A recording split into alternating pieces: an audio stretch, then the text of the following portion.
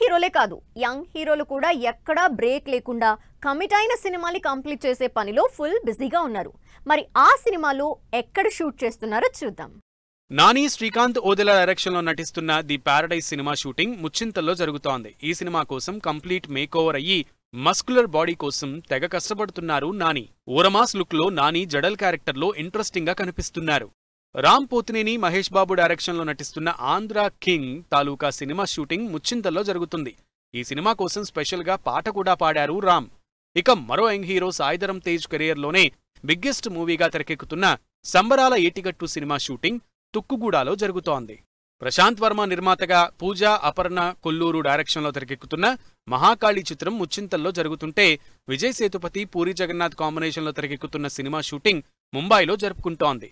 ఇలా ఆల్మోస్ట్ అందరు హీరోలు షూటింగ్స్తో ఫుల్ బిజీగా ఉన్నారు.